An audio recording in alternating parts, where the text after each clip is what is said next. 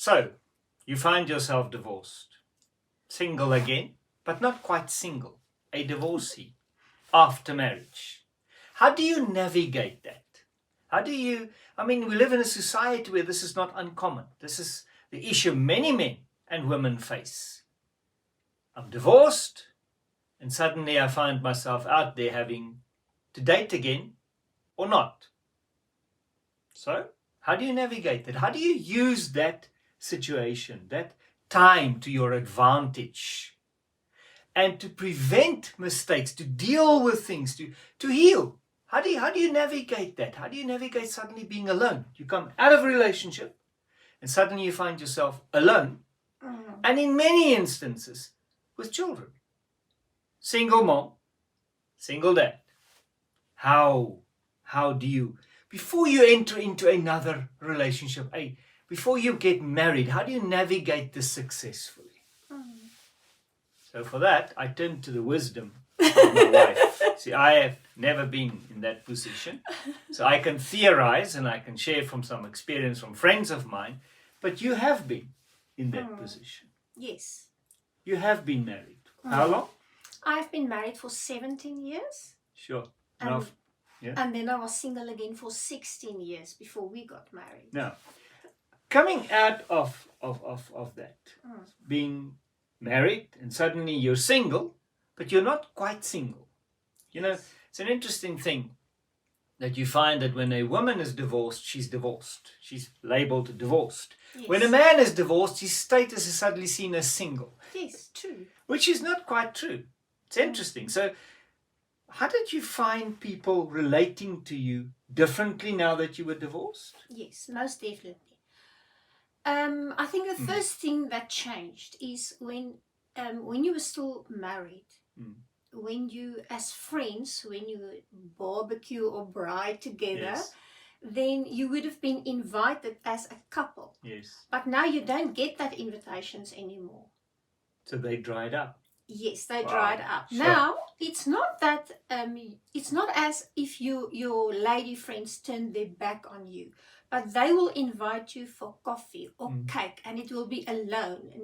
It will never include her husband as well. So suddenly you lose that family, scene, that family, sharing in family. Yes. So as sometimes it almost feels like you lost your male friends because your male friends was your friends' husbands. Yep. So in a group, men have a lot of wisdom, and now you don't have that anymore. So even in a group, you can't ask them for advice anymore. You can't ask questions, and you can't just practical things you now got to do yourself, which you never did have to do before. And there's no husband to ask. Exactly, and they were in a way like your brothers. Did you not consider at that stage entering into another relationship to have that back? Because if you dated, you'd have that back. Yes, but the difference, now again, I think there's a difference being a believer and a non-believer. You handle that different. And I think first of all, I was traumatized. I was actually broken, just emotionally broken. So, and I think also what played a role is, even after my divorce was finalized, I still believed in the restoration. I believed with my whole heart, trusted God that there will come a day that my husband will return. And that carried on for 3 years until on that day he got married again. It was almost like something happened in the spiritual realm on that day. But in those 3 years, while believing that he might return, you can't date.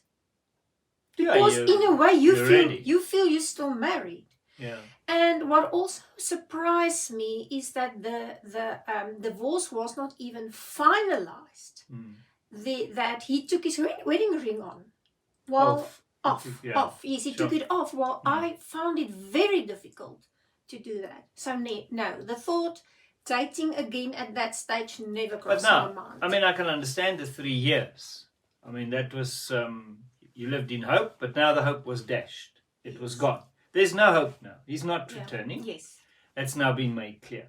He's now married again. Yes. What changed? Why didn't you then start dating, pursuing? I mean, surely people must have suggested that. People must have been trying to introduce men to you. Good meaning friends. How did you Yes. navigate that? I think, now first of all, I have very, very high standards and values. So I was just not interested at that stage. And I was extremely busy with my sons. When I got divorced, they were 8 and 10 years old. So you are sitting with those emotions as well, having to navigate them. And I really felt in my heart to protect my children as well, not allowing just any man into our house. Because any relationship would necessarily involve them. Yes. It cannot of be course, but. Of course. Yes. So in the weeks I was very busy. Mm. They Yes. had many Yeah. extracurricular activities. Yeah, perfect. And when it was the end of the Yes. school day, I was there. Yeah. Um, So you decided to invest in your children. yes.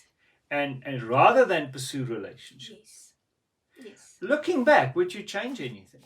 Not at all. Are you sure? Yes. I mean, what about the lonely nights? You must have been lonely at night. What about Yes. the times that you just desired to be held, to be Yes, touched? of I mean, you course. were married for Yeah. 17 years. Of course, yes. But I think, you see, first of all, I knew that I had to work through a lot of things. So whatever was available, I would use to restore. Yes. And I knew that for me to enter another relationship, I had to be healthy again. I had to be whole again. I couldn't took that into the next relationship. And honestly, it took some time. Others might find it easier to just go back into the dating scene again, but I knew I wouldn't be able to do that. But in this process, this time now, after 3 years, I can understand the first 3 years, but after 3 years now, you're having to find new friends, basically. Yeah. You lost a lot of friends just because they were mutual friends. Yes. And they picked sides. Or they just felt, now that your ex-husband is married or he's dating, you're inviting a couple, not a single woman. Yes. So that must have been difficult already. Now that's past that now. What did you do when friends, I mean, there must have been those social occasions when you find yourself sort of ambushed. Yes. Yeah. I mean, with a man being introduced to one. No, you know what? Fortunately, I didn't have friends like that. Ah, wow. That helps a lot. Honestly, I didn't have friends like that. They respected your decision, yes. but you communicated it, Yes. obviously. Yes. You told them that this is where you stood, so you made yourself accountable to that. Yes. Did you ever discuss it with your sons? No, I don't think so. No. No, I just wondered. Yes, no. I think needed. it is because I saw their dad started dating even before the divorce. So they would come back at home and say, Daddy's in a new relationship now again. And then they had to get used to the new children, the new women. And, it was a roller coaster. And I didn't want to put them through that as well. Yeah, they were not at that stage of life. There are not many single men. Yes. Yeah. They're basically divorced men. Yes. That go as single, but they're divorced. They come with baggage. Yes, exactly. So I didn't want to put You have the whole blended family scenario. Yes. So I had some situations. At that stage, I was working at a GP's. I was a receptionist at a GP. And in that situation, with working with patients the whole time, there were some reps or single men that tried to, but I always say the counter made me feel protected. But at some stage, I even thought that maybe it would be a good thing putting my wedding ring back on. Sure. To protect myself, because I knew I wasn't ready and I didn't know how to deal with that. So how did you manage advances when a man made advances, when he clearly made his intentions clear and he pursued? Oh Oh, I see. The body language. The body I think language. the first thing, the body language. Yes, no, You kept your distance. Yes, I kept my distance. So you had strict boundaries in place. Yes. You didn't go for coffee. You Yes. didn't think, okay, well, we can just be friends. You No. basically did not pursue that. No, I didn't. Wow. I didn't. And in this time, how did you use this time? How did you heal? How did you deal with things? How did you use this time to speak to people, to gain some perspective, to really pray, to really seek the Lord? How did you manage this? Well, I started at that stage. I was in Doxadeo Church in Brooklyn, Yes. and Rick and Melinda Moser were doing a course, a 2-year course, Journey Divine. So I enrolled for that. Somebody sponsored me, and that played a huge role. But I was all in for really going deeper in my relationship with the Lord. And God called me for ministry as well, and I started doing women's retreats and women's camps, and I really had a passion in my heart for broken women. So you pursued the Lord, and you Yes. pursued relationship with Him instead of investing in another relationship with another person. Yes. At that stage. Yes. Sure. Yeah. But now, many women are listening to you and seeing this. And they feel, yeah, Laetitia, but that's you. I'm not like that. You're obviously stronger than me. You obviously seem to have far better, your foundation is far better. I can't do that. I can't be alone. What would you say to her? Well, by the words of Laetitia Kulijn, hou jou broekie toe. Okay.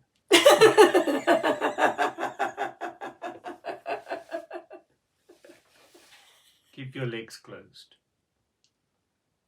Yes. Simple as that. Yes. Because you have to realize, if you haven't been through restoration, all that brokenness in your life, you carry into the next relationship. And to allow yourself some time to get healed. Go for therapy if you have to. Go for counseling if you have to. But take time. I remember the first time I had to buy groceries after my husband left. I was walking into Pick n Pay with a trolley, and I put something in the trolley, and I'm like, but do I even like this? Yeah. It was like finding your identity again after a marriage of 17 years. And then have to discover yourself, because you build your whole life around your husband. You even take on his surname. And I mean, it's biblical. You take on his surname, you become one. You become a mirror image of each other. And now you have to discover, but what am I good at? What is my maybe find new hobbies. Yes. So discover yourself. Yes, discover yourself. What foods do I like? Regain your identity. Yes. And spend some time with your children. Focus on your children. See it as a ministry. Because the time your children is in your house is actually such a small part of your life. When you look at your whole life, there's always time to invest in your children and take time to get to know yourself. Make some new friends. I met some beautiful women at this women's retreats, and had some new friendships. Build on that friendships. It's something different. I remember at one stage I did in Afrikaans you call it a bring a braai. Yeah, bring and barbecue. Yes. So bring and braai. Yeah. So I said you must bring your own meat and your own braai tang. Yes. Utensils. And your braai tang. Yes. And a bykops. Oh, yeah, just some food with it. Yes. Some, like salads or rolls or something that you're going to eat with the meat. So we were all standing around this open fire with braaiing our own meat. And then the next moment we looked at each other and we said, oh, it's only now that we realize why men always bond around a fire. Exactly. You discovered a new version of yourself. A new side of you. So, yeah. So even if you do not have children, invest in hobbies, invest in time in yourself, invest in getting healed, getting whole, invest in dealing with your junk, to say that, dealing with the baggage, dealing with the past. Don't go from relationship to relationship, because you take two broken people, makes one broken relationship. Two. Yes. One broken person makes half a whole relationship, if I can put it that way. Yes. So, but if both of you are whole, and whole doesn't mean perfect. It doesn't mean you've dealt with every single thing. Even now, yes, there's certain things from my single life that comes up that I have to deal with. Yes. And there are still things True. from her True. past that comes up that has to be dealt with. It can only be dealt with in a marriage relationship. Yes. And has to be dealt with. So it's not about being perfect. It's just about not being broken, not being emotionally scarred, not carrying that in you, but having really dealt with that. Yeah, true. I mean, now you've gone through that, right? Your children left home now. Yes. You did not date then. Yes, then I started opening myself up to relationships. Okay. Yes, but only afterwards. Only my last son left. But selectively. Yes, of Very course. selectively, and not just anybody. You didn't just go out there and put yourself out there and advertise. No. But remember now I wrote a blog about the article on the dating sites. Yeah, there's a blog, Laetitia Glory around Blogspot. There's a blog on the dating sites. Yes, I decided to write an article on dating sites. But you can go and read the blog about the dating sites. Okay, I forgot about that. So you did? No! Well, I'm so glad you didn't meet anybody then and get married. And I'm so glad that you married me. And, I'm also glad. Oh yeah, no, I'm really grateful that didn't work out. There was nobody that snagged you in the meantime. It would have been my loss. Oh, thank you. No, truly it would have been my loss. Thank you. So now, I just want to take a moment and just say to anybody out there who is divorced, whether you have children from a previous marriage or whether you do not, at the time that you come out of that divorce, there is hurt, there is emotional damage, there is healing to be done. Don't cheat yourself of that time. Yeah. Invest in your relationship with the Lord. Invest in really reading some books. If you don't read audiobooks, just speak to some friends. Attend some courses, and by all means, stay away from divorcee support groups, I would say. I'm not saying you can't be. I know there are people that have had good, so I can't say. There are people that have had good experiences there. But in large, it finds broken people finding other broken people and getting into a broken relationship. I call it double trouble. Yeah, double trouble. You create double trouble. Maybe you should, and then just navigate that. I know that even in the church, we don't really always know how to deal with divorced people. Because, I mean, you had the story about a family moment where they asked all the families to stand. Yes, yeah. It was actually the custom on a Sunday morning. They will say, can please stand up and can all the family members turn to each other and then pray together for something else. And then you stand there like... I don't have a family. Yes, I don't have a family, but that was every second weekend. The other weekends my sons were with their dad. So then you are alone in church and you're standing there and you have no one to pray with. And you don't really know what to do. Yes. Yeah. So also to those of you who are married, reach out. Reach out as a couple. Not as a single. Reach out as a couple. Of course there are boundaries. And of course there are rules of engagement. Yes. Understood. True. I mean, nobody expects husbands to start ministering to single, single or divorced women. I mean, that's not the point. No. But include them as a couple. Include them as a couple. Just give them that moment when you find somebody like that. Include them in that moment. Yes. Yes. Reach out. Be really, we must be more empathetic. Really be more empathy with people who are divorced. And again I say, yes, there are boundaries. Yes, there are strict rules of engagement here. And yes, that is understood, and I'm not implying differently. All I'm saying is that as a couple, you can reach out to some, and just, obviously, just include them. Yes. Just bring them into that. Just help them to overcome that awkward moment when they don't know what to do with themselves. True. Even just being single, not divorced. I found that, everybody's with somebody. And you're alone. Now you're standing there. Who do you talk to? You've got anybody who approaches two or more. So you kind of work yourself into the group. What you don't want to do is to go stand with the two other single people on the other side of the room, and now the single people are over there, the married people are over there, the dating people are over there. I mean, that's really, we need to mix that. Again, understanding there are obviously boundaries, strict boundaries that are to be observed. Yes. And the same with the cell group.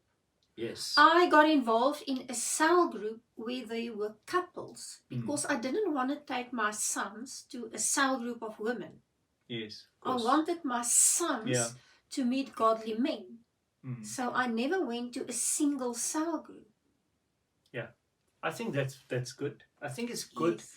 I think a lot of healing can take place when you come into a healthy relationship with a married couple. I had that in my life as well, to some extent, and that helped a lot. That helped you to really see things, but of course, it just helps you to deal with things. It gives you some perspective on healthy. And again, I'm saying not perfect. Nobody's looking for perfection. Yes. Just healthy, just function, just working. Yeah. And there are those marriages out there. They're just not that high profile. For some reason, Last word belongs to you. To me. To just speak to anybody out there that you would like to encourage. If you are watching this today and you are divorced, single again, maybe you are a widow or a widower, that might be the case as well. I just want to pray that right now, that you will experience such a hunger and a desire for a deeper, intimate relationship with God, that you will stay focused on your relationship with God. And whoever needs to be in your life, that will come. But don't go look for it.